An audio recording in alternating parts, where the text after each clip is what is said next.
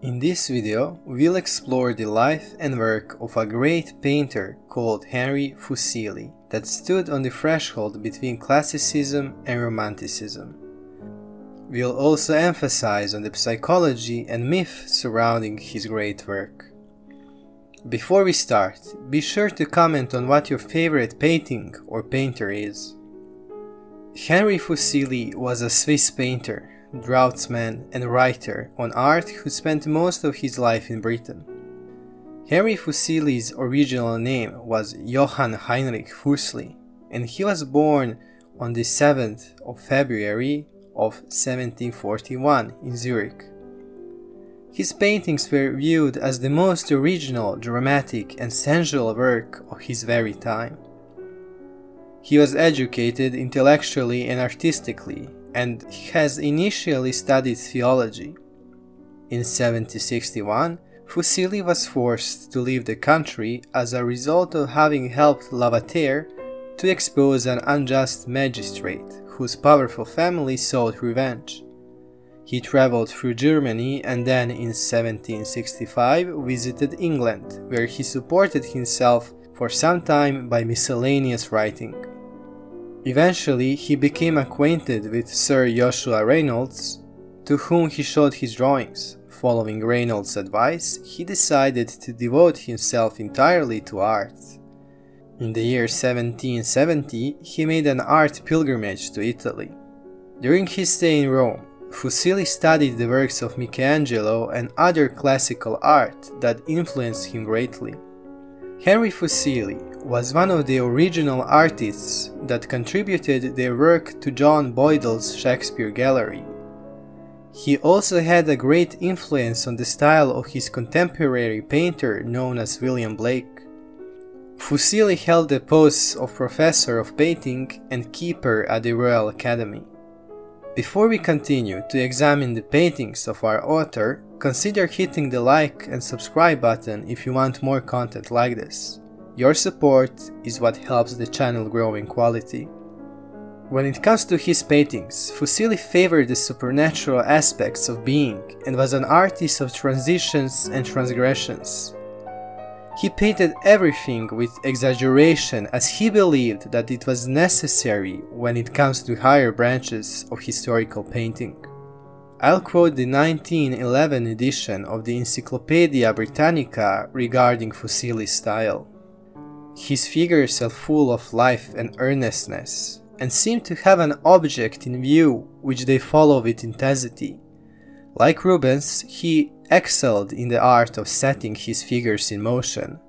Though the lofty and terrible was his proper sphere, Fuseli had a fine perception of the ludicrous.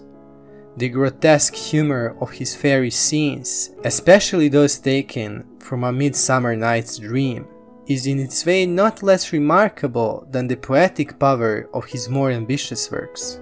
End quote. Fuseli was an interesting character that never painted from nature, as he said that it put him off. Rather, he cast his artistic eye inwards to be inspired from the depths of the unconscious.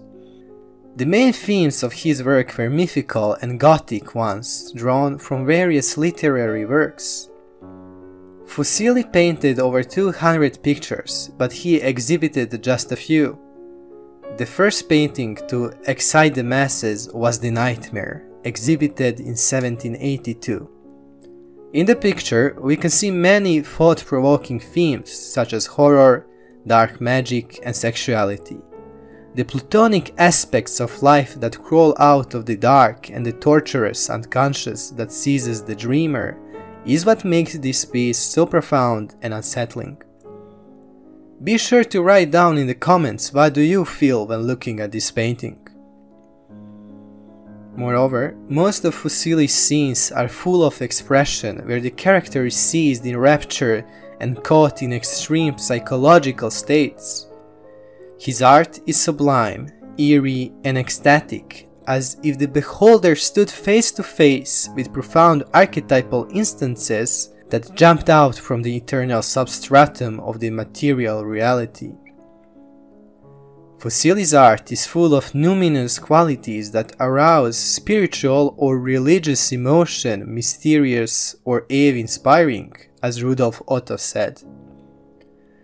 These conjured primordial images were constantly at work, educating the spirit of the age, and they gave us a revelation whose heights and depths are beyond our fathoming, or a vision of beauty which we can never put into words.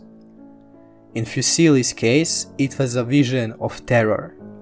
Artists are the ones that stand on the edges between order and chaos and produce great work by examining the dualities of life. In Fuseli's work, the echoes of this can be seen throughout the figures that are caught in strained and violent poses, experiencing intense emotions. These intense emotions are born out from the unconscious content, exposing itself to the naive ego consciousness. The world of dreams, that is full of myth and symbol, was the place from which Fuseli brought his work. These dreams are the unconscious, the so-called other, that we fear. If you want to find out more about our fear of the unknowable, check out the video that will appear in the top right corner. Prostrate yourself before the genius of Homer, said Fuseli. Here we can see how the white goddess Leucotia offers the shipwrecked Odysseus her veil. In Christian and pagan traditions, a veil was used to protect the holiest mysteries against profane eyes. Here the goddess is offering her veil to Odysseus so he can take a peek into the great mystery, into the sea of time and space. Another painting inspired by the genius of Homer shows Achilles seeing the soul of his dead friend in a dream. While attempting to reach and embrace it, the visual turned into mere smoke. Fuseli was also called the Shakespeare of the canvas by his contemporaries. He liked to go to the theater where the inspiration for the illustrations of A Midsummer Night's Dream and Macbeth sprouted. Here we see how Titania, bewitched by a love charm, tenderly caresses the ass-headed bottom. Let's not forget the famous three witches from Macbeth. Fuseli tells us that reality teems with disappointment for him, whose sources of enjoyment spring in the Elysium of fancy.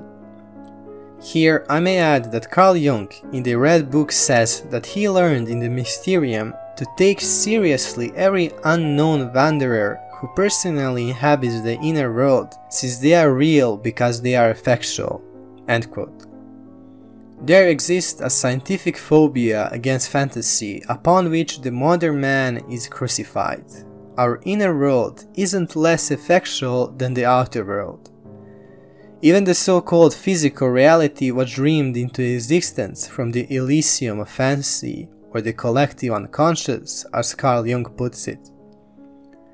Jung says that whoever speaks in primordial images speaks with 1,000 voices. He enthralls and overpowers, while at the same time he leaves the idea he is seeking to express out of the occasional and the transitory into the realm of the ever-enduring." End quote.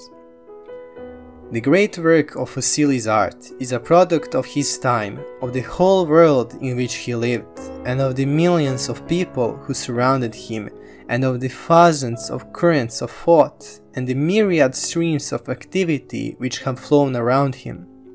Fuseli's art has and will inspire future generations of artists, and the notable ones that were inspired by his work are the aforementioned William Blake, John Constable, Benjamin Haydon, William Etty, and Edwin Landseer. After a life on interrupted good health, Henry Fuseli died at the house of the Countess of Guildford on Putney Hill at the age of 84, and was buried in the crypt of St. Paul's Cathedral.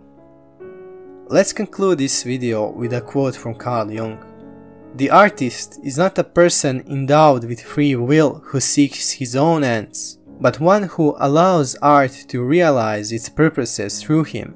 As a human being, he may have moods and will and personal aims, but as an artist he is man in the higher sense. He is collective man, a vehicle and molder of the unconscious psychic life of mankind." End quote. If you enjoyed this video, don't forget to like and subscribe. Thanks for rebuilding Olympus.